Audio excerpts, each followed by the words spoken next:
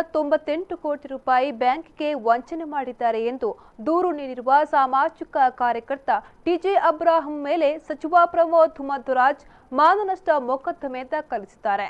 ವಕೀಲರ ಮೂಲಕ ಈಗಾಗಲೇ 10 ಕೋಟಿ ರೂಪಾಯಿ ಮಾನನಷ್ಟ ಮೊಕದ್ದಮೆ ದಾಖಲಿಸಿರುವ ಪ್ರಮೋದ್ ಮಧ್ವರಾಜ್ ರಾಷ್ಟ್ರೀಯ ಮಟ್ಟದಲ್ಲಿ ತನ್ನ ಇಮೇಜ್ ಡ್ಯಾಮೇಜ್ ಮಾಡಿದ್ದಾರೆ. ಆದ್ದರಿಂದ ಮಾಧ್ಯಮಗೋಷ್ಠಿ ಕರೆದು ಕ್ಷಮೆ ಕೇಳಬೇಕು, 3 ದಿನದ ಒಳಗೆ ಕ್ಷಮೆ ಕೇಳಬೇಕು ಎಂದು ಪ್ರಮೋದ್ ಮಧ್ವರಾಜ್ ಆಗ್ರಹಿಸಿದ್ದಾರೆ.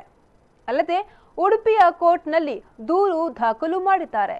ನನ್ನ ದಾಖಲೆಗಳು ಸಮರ್ಪಕವಾಗಿದೆ, ಎಲ್ಲ ವ್ಯವಹಾರಗಳು ಕಾನೂನು ಬದ್ಧವಾಗಿದೆ, ಚುನಾವಣಾ ಆಯೋಗಕ್ಕೆ ಆಸ್ತಿ ವಿವರ ಸಲ್ಲಿಸುತ್ತೇನೆ ಎಂದು ಹೇಳಿದರು.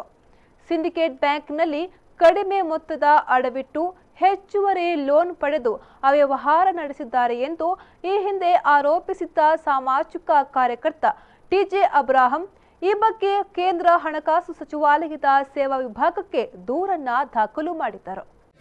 ಟಿಜೆ ಅಬ್ರಾಹಂ ನನ್ನ ಬಗ್ಗೆ ಸಂಪೂರ್ಣ ಸುಳ್ಳಿಂದ ಕೂಡಿದಂಥ ಆರೋಪಗಳನ್ನು ಮಾಡಿ ಅದು ರಾಷ್ಟ್ರ ಮಟ್ಟದ ಟೆಲಿವಿಷನ್ನಲ್ಲಿ, ರಾಜ್ಯ ಮಟ್ಟದ ಟೆಲಿವಿಷನ್ನಲ್ಲಿ, ಪತ್ರಿಕೆಗಳಲ್ಲಿ ಎಲ್ಲ ಬರುವಂಗೆ ಆಗಿದೆ.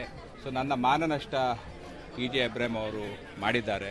ಸೊ ಅದಕ್ಕೆ ಪ್ರಕಾರ ಕಾನೂನು ಕ್ರಮ ತೆಗೆದುಕೊಳ್ಳುವ ಸಲುವಾಗಿ ಈಗ ಟಿಜೆ ಅಬ್ರಾಹಂ ಅವರಿಗೆ ನಾನು ವಕೀಲರ ಮೂಲಕ ಎಂ ಶಾಂತರಾಮ್ ಶೆಟ್ಟಿಯ ಮೂಲಕ ವಕೀಲ್ ನೋಟಿಸನ್ನು ನಿನ್ನೆಯ ದಿವಸ ಕಳಿಸಿದ್ದೇನೆ.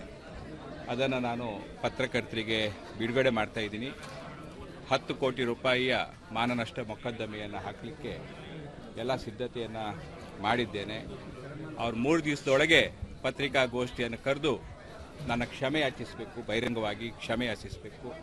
ನಾನು ಭಾಳ ಕಷ್ಟಪಟ್ಟು ನನ್ನ ಏನು ಇಮೇಜನ್ನು ಬಿಲ್ಡಪ್ ಮಾಡಿದ್ದೇನೆ, ನನ್ನ ಹೆಸರನ್ನೇನು ಗಳಿಸಿದ್ದೇನೆ, ಅದನ್ನು ಕ್ಷಣಾರ್ಧದಲ್ಲಿ ಅವರು ನಾಶ ಮಾಡ್ತಕ್ಕಂಥ ಪ್ರಯತ್ನವನ್ನು ಮಾಡಿದ್ದಾರೆ. ಅದಕ್ಕಾಗಿ ಈ ಲೀಗಲ್ ನೋಟಿಸನ್ನು ನಾನು ಜಾರಿ ಮಾಡಿದ್ದೇನೆ ನನ್ನ ವಕೀಲರ